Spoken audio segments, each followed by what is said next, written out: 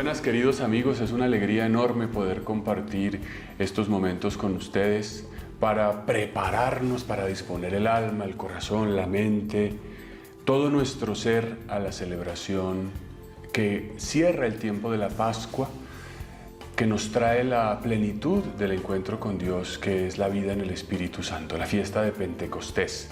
A lo largo de todo este tiempo, de esta cincuentena, estos 50 días, la liturgia de la Iglesia nos ha ofrecido en las lecturas de la misa el texto de los Hechos de los Apóstoles. Es un libro que nos presenta la primitiva Iglesia, que se convierte en un modelo de la Iglesia y que se caracteriza justamente por esto, por estar guiada, inspirada, sorprendida por el Espíritu Santo.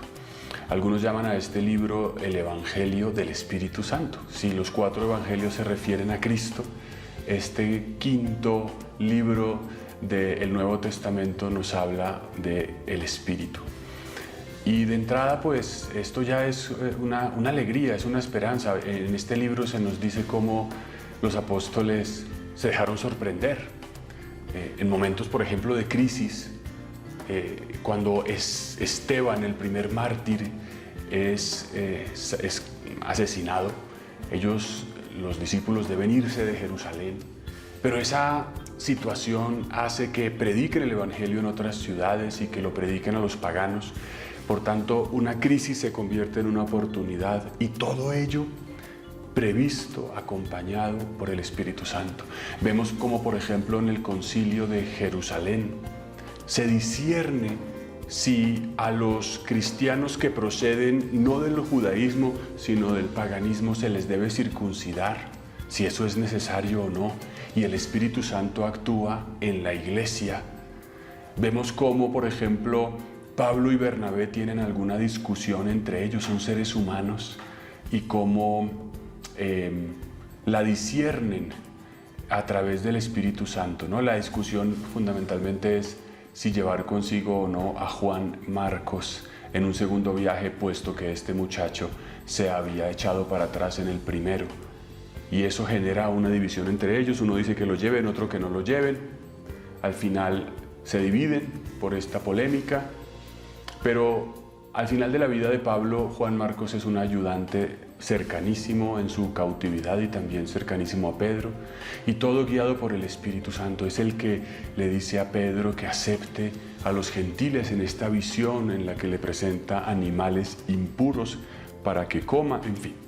No me voy a extender allí mucho, pero es simplemente presentar la riqueza de la acción del Espíritu Santo en la Iglesia de los primeros tiempos, que es la Iglesia de todos los tiempos. También el Espíritu Santo hoy actúa y también de una manera potente, fortaleciendo a los mártires de nuestro tiempo para dar como nunca testimonio de Jesucristo, inspirando realidades dentro de la Iglesia para la evangelización, para el anuncio, comunidades, instrumentos, predicaciones, contenidos.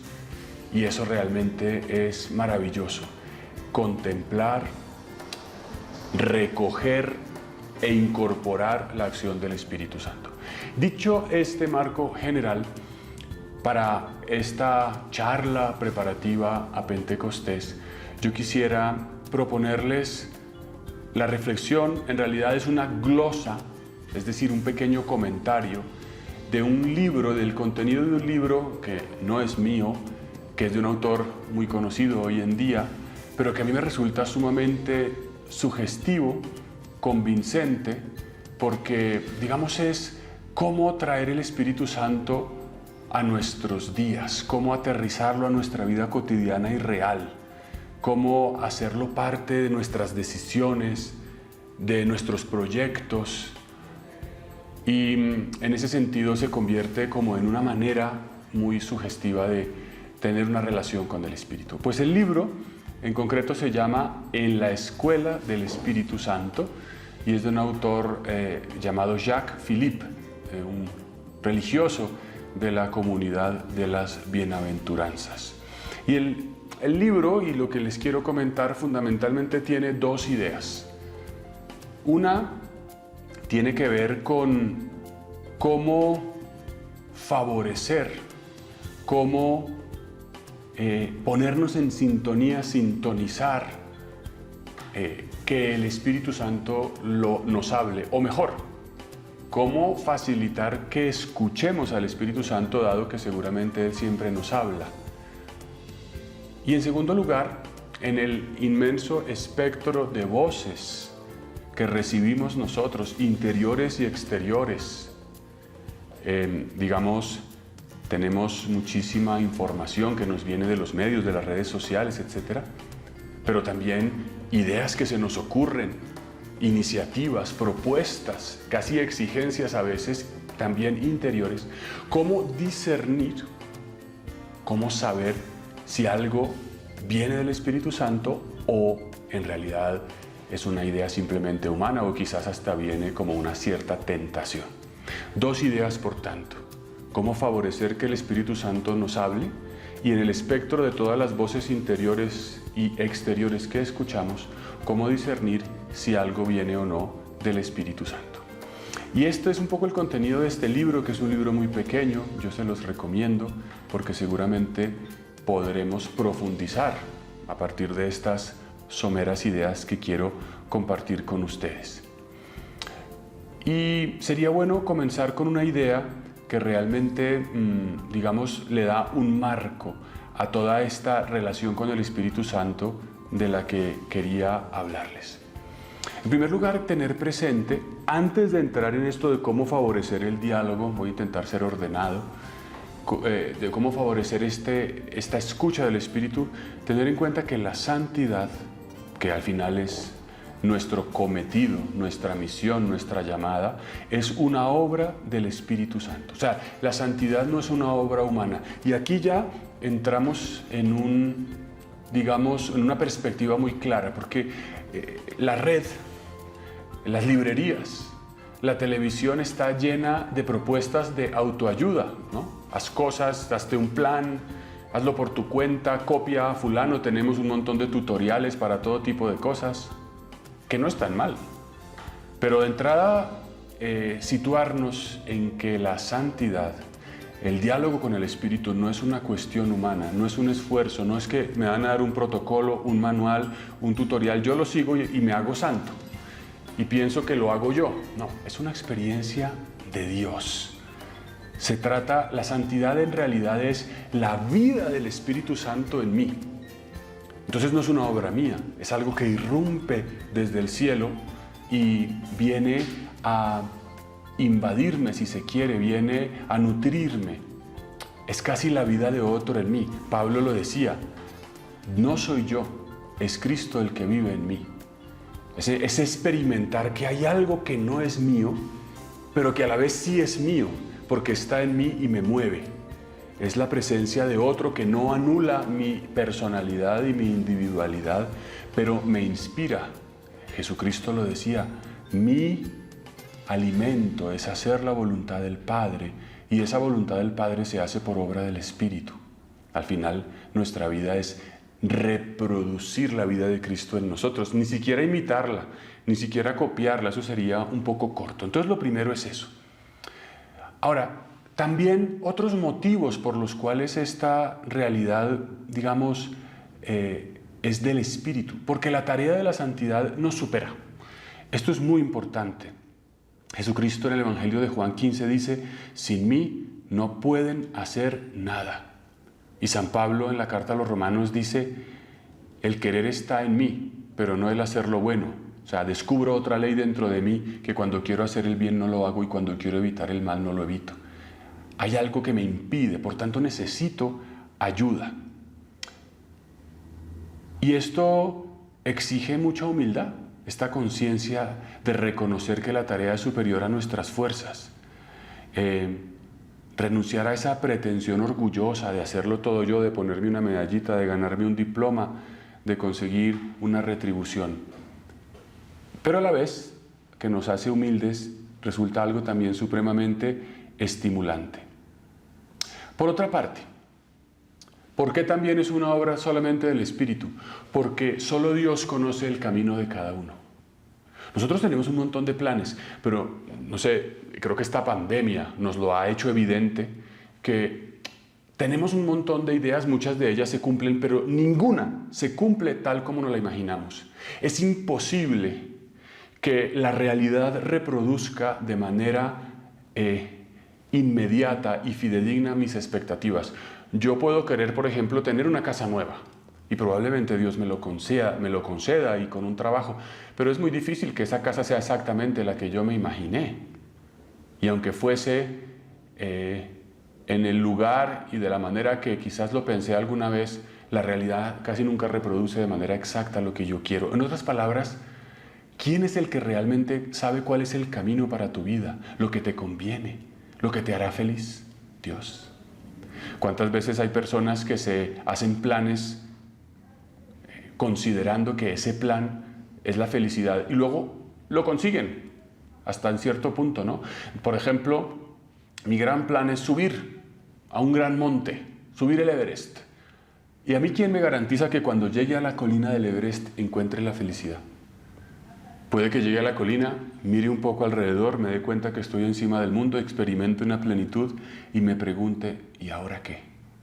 Por eso es Dios el que conoce el camino y por eso la santidad es obra fundamentalmente del Espíritu Santo.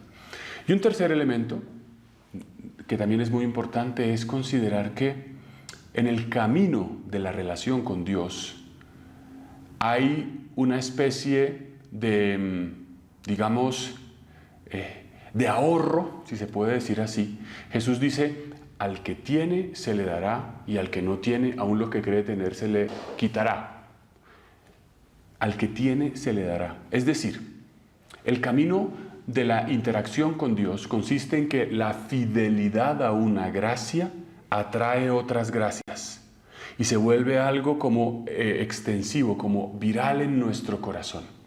Si yo experimento, por ejemplo, que Dios me pide ayudar a una persona a cruzar la calle y voy allí y le ayudo, movido por eso que en mi corazón el Espíritu me planteó, después de haber hecho esa obra, mi corazón está aún más dispuesto para seguir sirviendo a Dios y a los demás. En cambio, si yo experimento que Dios me llama a hacer ese servicio de ayudar a alguien a cruzar la calle y me resisto y digo, no quiero, no tengo tiempo, está lloviendo, me voy a demorar mucho, es muy probable que la siguiente vez esté más cerrado para escuchar la acción y la llamada del Espíritu.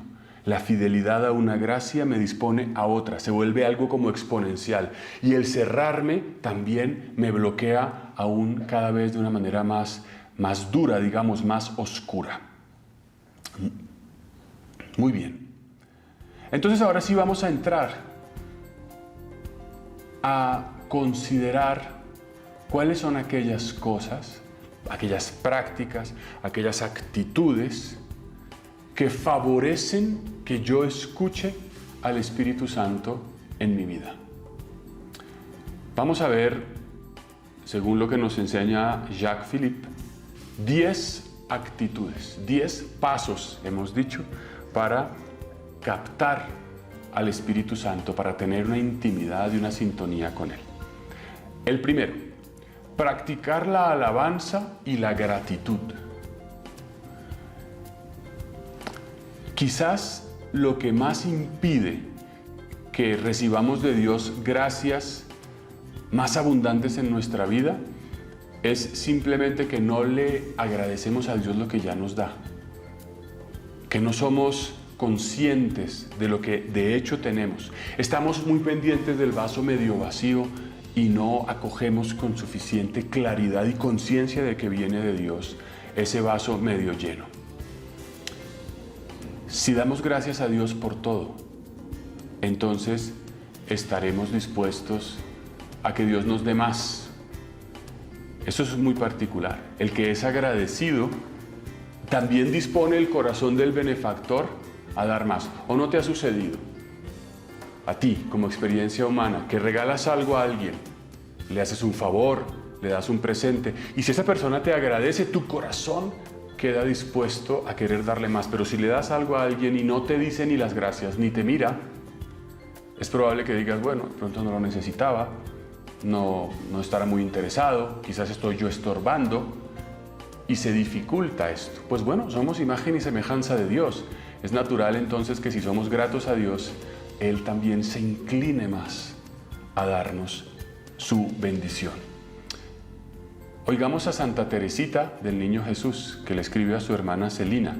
Dice lo siguiente, lo leo, una cita que trae el padre Philippe en su libro. Lo que más atrae las gracias de Dios es la gratitud, pues si le agradecemos un bien, se conmueve y se apresura a concedernos 10 más.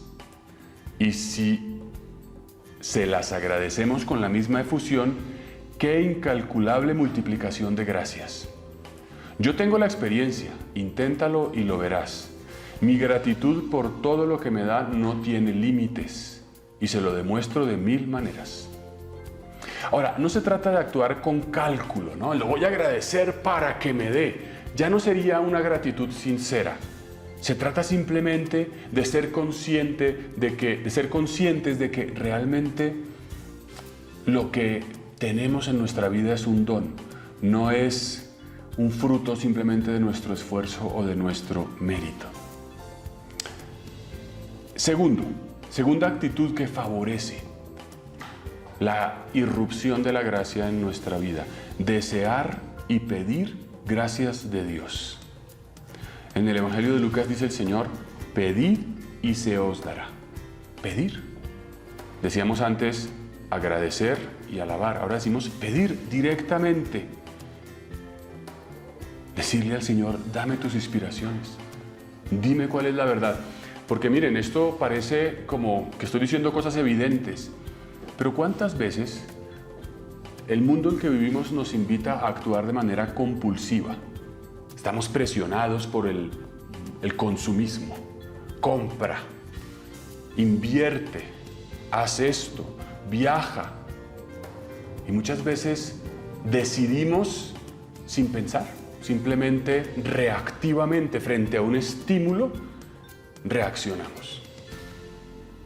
O sea que no se puede dar por descontado que actuamos por gracia o por inspiración del Espíritu. Por tanto, es necesario pedirla en todas las circunstancias de la vida, en lo pequeño y en lo grande. Señor, dame la gracia de saber si cojo Transmilenio o me voy en autobús o me voy en taxi.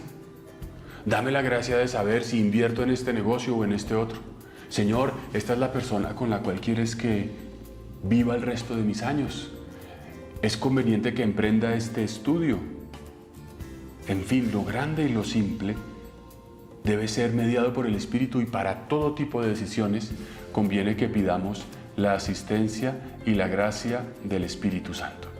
En tercer lugar, y esta a mí me parece preciosa, esta actitud, y es de un poder inmenso.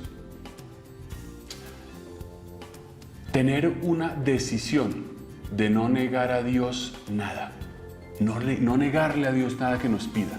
Hemos dicho al inicio que la fidelidad a una gracia atrae otras gracias. Pues bien, fidelidad a una gracia es decirle a Dios: no te voy a negar nada. Dame la fuerza de no negarte nada, porque me puedes estar pidiendo cosas. Al momento en que estoy haciendo esta grabación, me ha tocado hacer un cambio de planes, porque me llamó un amigo sacerdote y me dijo que está enfermo y me pide que le celebre la misa esta tarde en su parroquia. Inmediatamente mi reacción es: no puedo, estoy muy ocupado, tengo que grabar un video para Pentecostés, no me va a dar tiempo. Y resulta difícil, aunque en mi corazón yo sé que es una oportunidad de oro para mí, no para él, de salir de mi programa, de servir al otro, de celebrar la Santa Misa. Y le pido al Señor, al transmitirles esto, que también se haga en mi vida. Es decir, Señor, que no te niegue nada, también lo que me saca de mis esquemas, de mis expectativas. Es imposible ser fieles de manera absoluta, pero lo importante es tener el deseo de no negarle nada a Dios de manera consciente, de que nuestro deseo más profundo sea el temor de dejar de lado la voluntad de Dios y volcarnos sobre la nuestra. Lo importante es amar la obediencia más que temer la desobediencia. Aquí el punto es, Señor, es que ¿qué interesa en la vida, en mi vida? Pues hacer tu voluntad. Entonces dame la gracia de no negarte nada. Eso también supone ir un poco despacio, porque como digo, vivimos en esta atmósfera de hacer un montón de tareas, de darle chulo y llenar la lista de chequeo, y podemos ir demasiado sesgados a un plan preconcebido.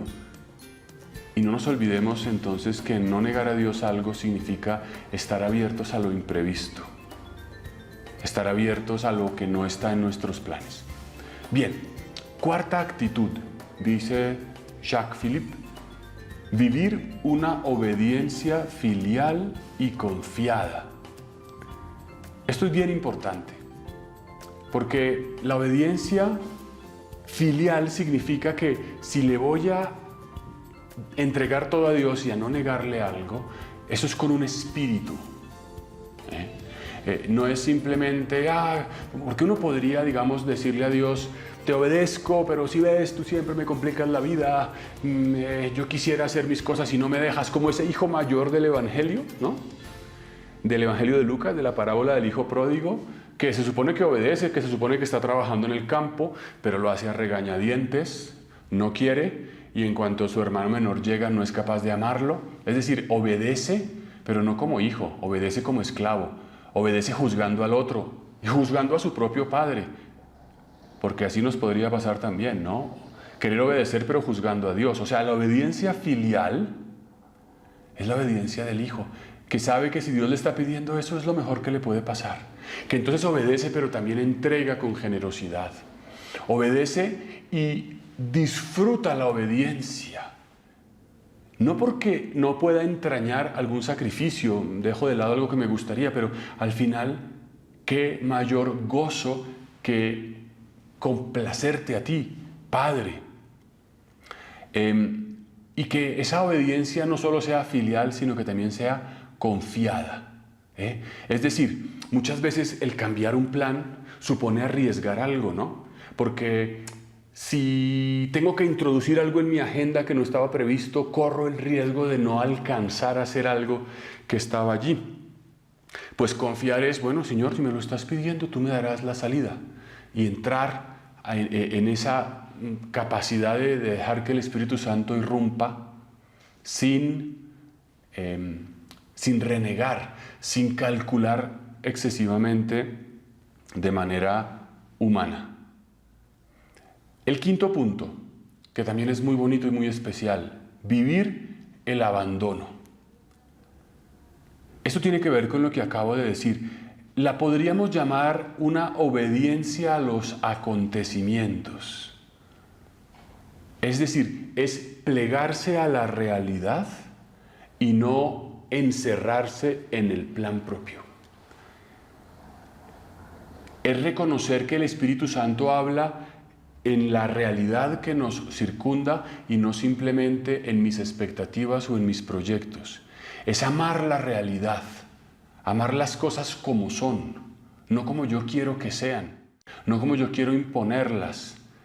Es digamos, someterse a la verdad que nos traen los acontecimientos tal y como suceden, ¿no? Yo puedo, por ejemplo, yo recuerdo, yo comparto un poco mis pequeñas y sencillas experiencias. Desde hace un tiempo he querido hacer un poco más de ejercicio. Estoy haciendo ejercicio en una máquina a diario y en algún momento he sentido como un dolor en la espalda. Y me pregunto si ese dolor en la espalda es por una mala postura o por ese tipo de ejercicio. Y yo quisiera no entregar ese tipo de ejercicio, ¿verdad? Y podría rebelarme y decirle a Dios: hombre, pero ¿por qué me haces esto? Justamente ahora que estoy cuidando mi salud y entonces se me complica todo. Bien, a mí esta llamada a vivir el abandono me dice: bueno, pues tranquilo, tú examina y si lo que sucede es que ese ejercicio que haces no te conviene, quizás está bien que lo dejes por otro tipo de ejercicio o por otra práctica. El abandono supone aceptar esa realidad. A mí me invita a aceptar la realidad y a no replegarme sobre mí mismo. En otras palabras, es como abrazar la cruz y también las dificultades como vienen. Está lloviendo y por tanto no voy a poder ir a donde quería o me voy a demorar más. O inevitablemente tendré que llegar tarde y tendré que poner la cara y pedir perdón. Lo acepto, porque puedo no querer aceptarlo y encima molestarme conmigo, con el mundo, con la ciudad, con los conductores, con el alcalde, todo el mundo, porque la realidad se me impone. El abandono es aceptar también lo que me humilla, lo que me cansa, lo que me duele, lo que no me gusta, lo que me exige. Allí también está la presencia del Espíritu Santo de una manera muy concreta. Luego, un sexto paso para dejar que el Espíritu Santo irrumpa en nuestras vidas es vivir el desprendimiento. No solamente de lo material. ¿Cuántas veces podemos estar apegados a ideas, a criterios, a maneras de ser? Siempre se ha hecho así, siempre lo he hecho así. Y vivir del Espíritu es no estar apegados a nada. Toda la vida lo estoy haciendo así. ¿Y qué pasa si lo hacemos de otra manera?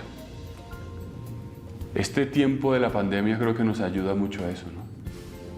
Porque en ciertas prácticas simples como los esquemas de bioseguridad, ¿verdad? Ahora hay que ponerse el tapabocas. No, yo no quiero porque es muy incómodo. Y luego lo tengo que usar. Y cuando ya es el momento de quitárselo, no, yo no me lo quito porque yo creo que la pandemia sigue, ¿no? Siempre tenemos la tendencia a vivir en una especie de inercia ya que nos cueste el cambio. Desprenderse es también aprender a cambiar, a reconocer que los tiempos no son siempre los mismos. Y un franciscano del siglo XVI dice lo siguiente: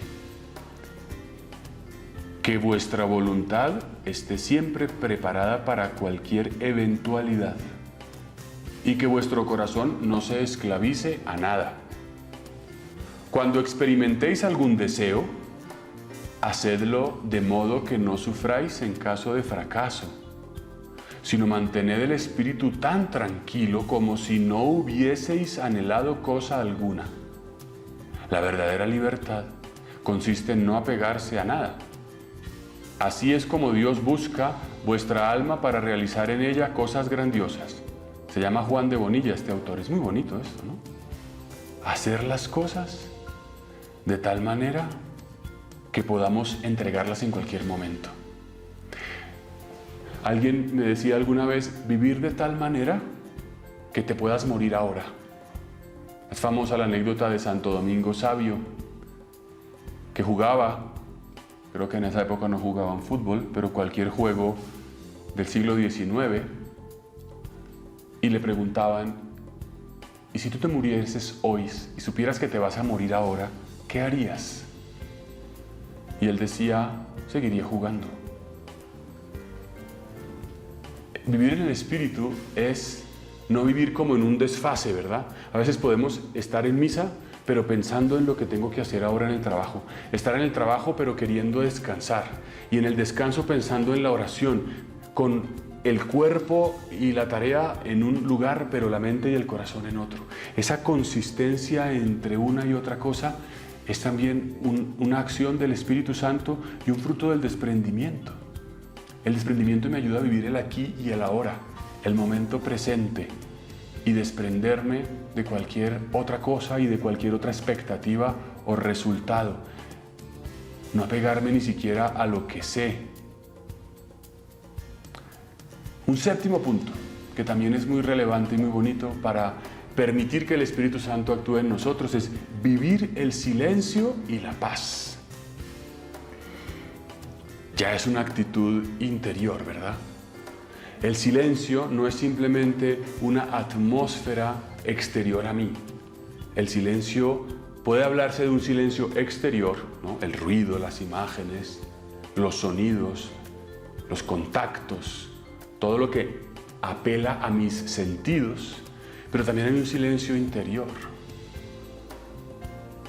¿Qué estoy escuchando? ¿Qué estoy diciendo? Vivir el silencio y la paz. Fruto de la acción del Espíritu es la paz, la serenidad. Si nuestro interior es siempre ruidoso, estamos pensando en mil cosas, dispersos, es imposible que esté el Espíritu. Y para que el silencio sea posible hay que tener orden. Alguien diría que una persona, por ejemplo, desordenada, que no tiene ningún plan, está más abierta a que cualquier cosa suceda a una persona que tuviese un plan en su día, en su tiempo, en su jornada. Porque la que no tiene nada planeado, pues está mucho más disponible.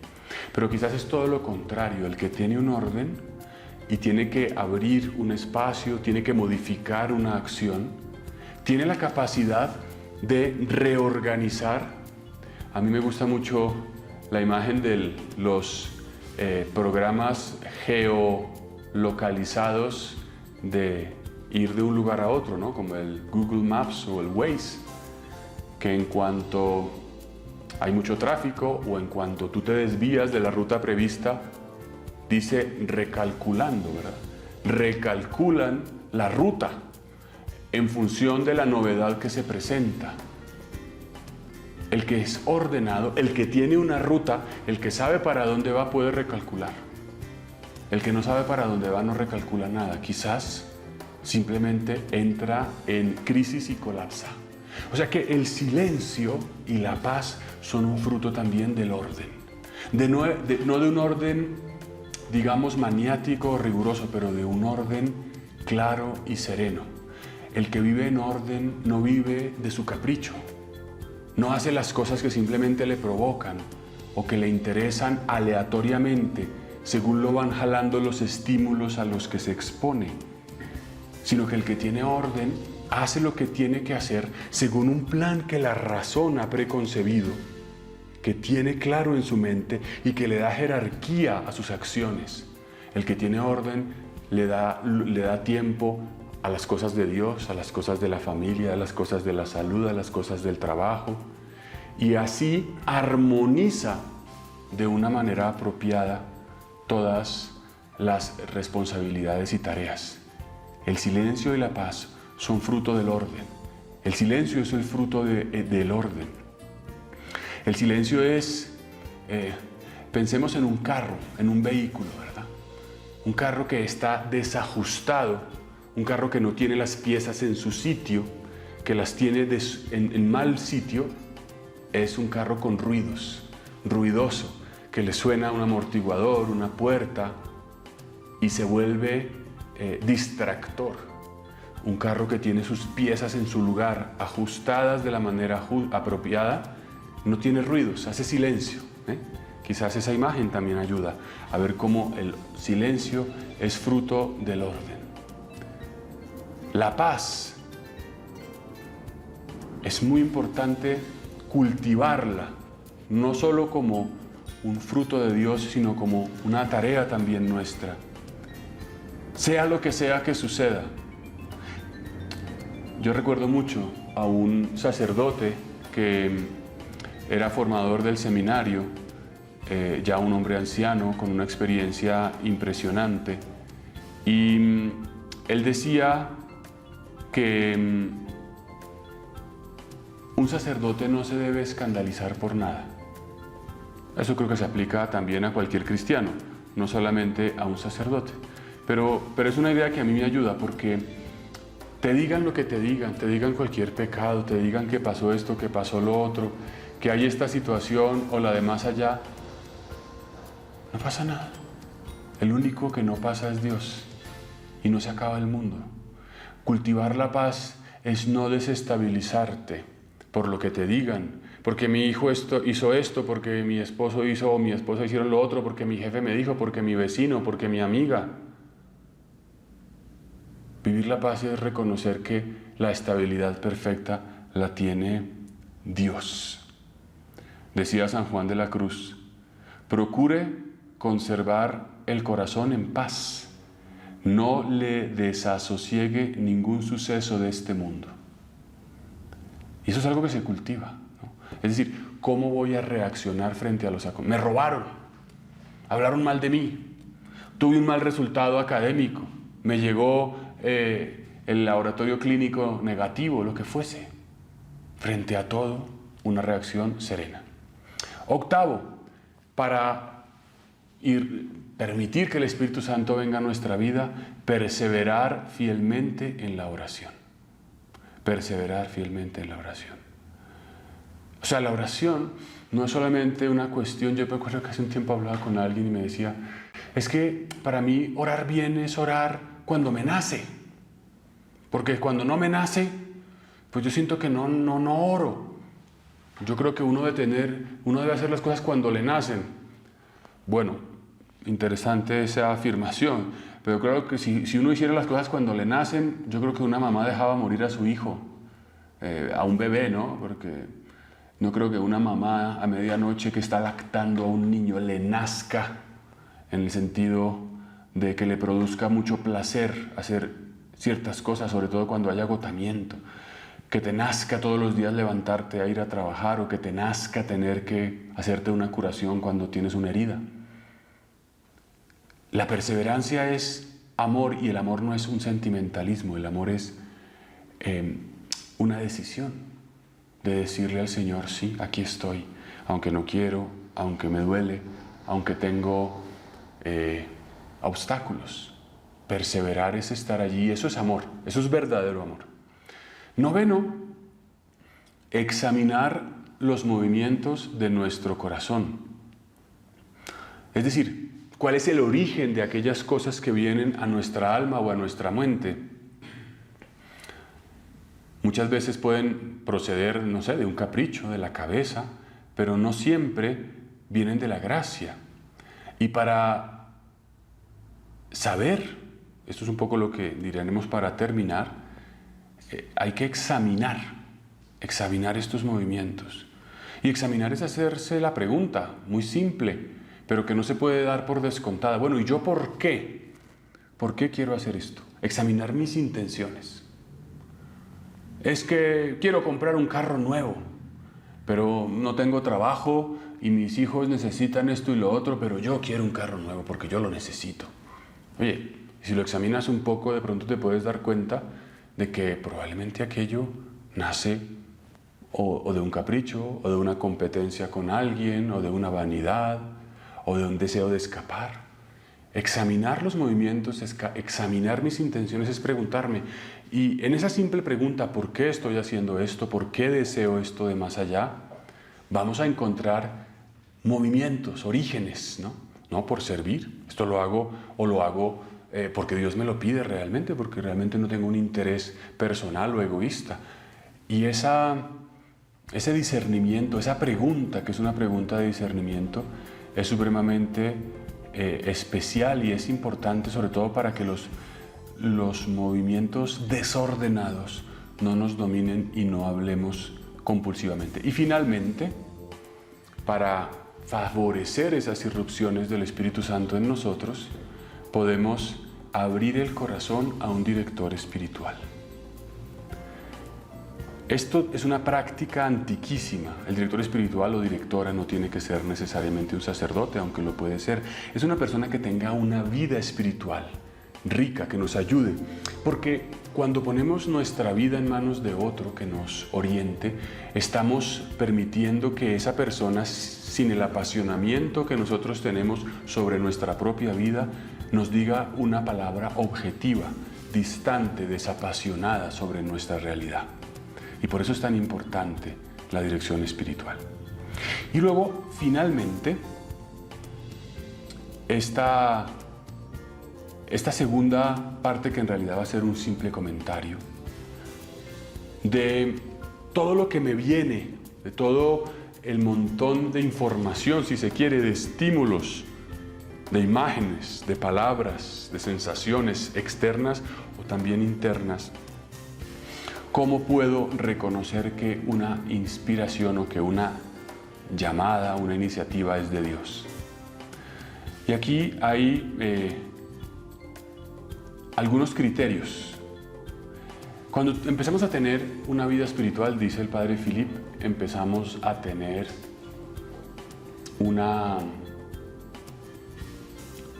un sentido espiritual, una connaturalidad con lo que viene de Dios.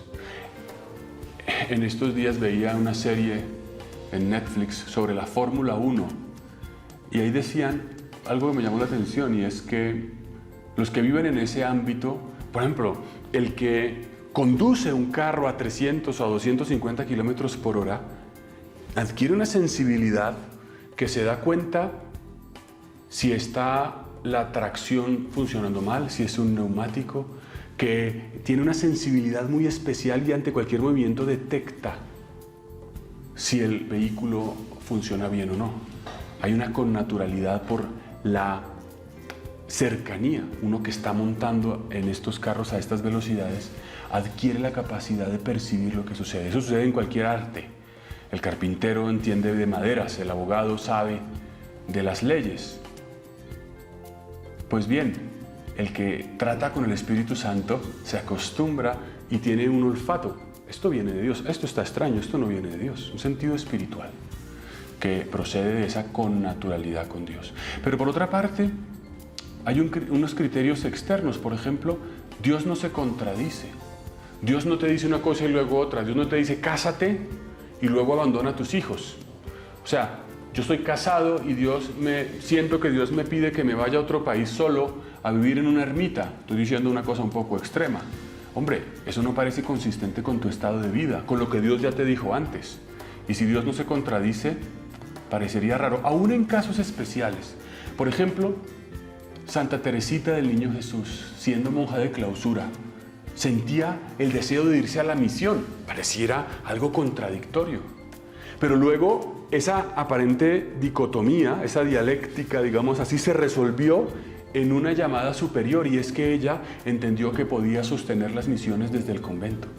Que ese deseo que en su corazón había no era una especie de voz contradictoria de Dios o tenía que dejar lo que ya había emprendido, sino que Dios demostraba que ese deseo profundo podía llevarlo a plenitud en un plano superior sin dejar lo que ya tenía. Generalmente así actúa Dios. Luego, la coherencia con la Sagrada Escritura y la enseñanza de la Iglesia. Sería extraño que Dios nos pida algo que vaya contra los mandamientos, algo que vaya contra la enseñanza del magisterio. La coherencia, como he dicho, con las exigencias de mi propia vocación, que Dios me pida que lleve vida de monje estando casado o que me case siendo cura. Luego, los frutos. Cuando tienes algo que viene de Dios y lo empiezas a poner por obra, tendrá frutos. Por sus frutos los conoceréis, dice el Evangelio de Mateo.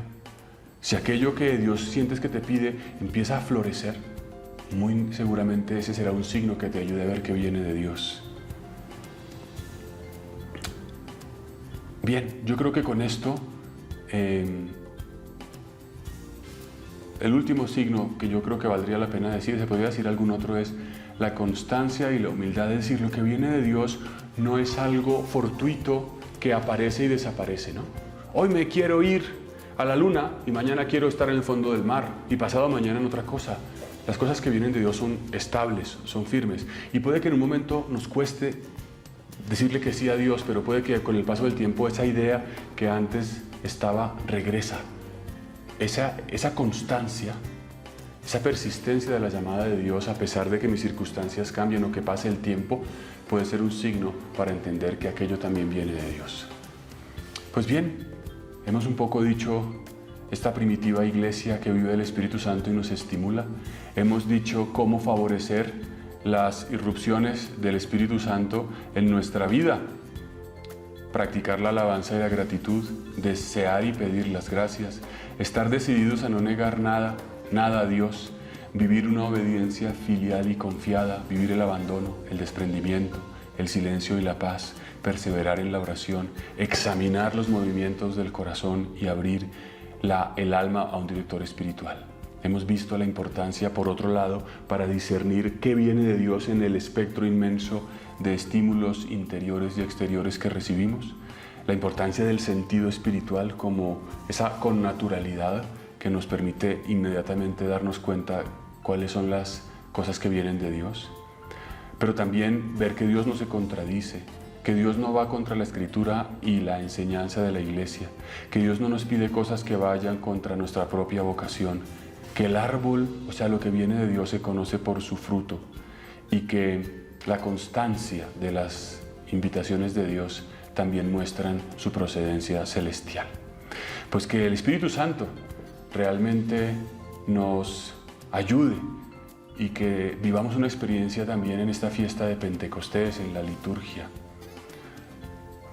Vamos a terminar todos con una plegaria, con una oración al Espíritu. Padre de misericordia, Padre que nos has enviado a Jesucristo hecho hombre en María por obra del Espíritu, te suplicamos ese Espíritu también para nosotros. Danos la docilidad de María, para que en nosotros como en ella se engendre Cristo espiritualmente y nuestras palabras, obras, reacciones sean las de Cristo por obra del Espíritu.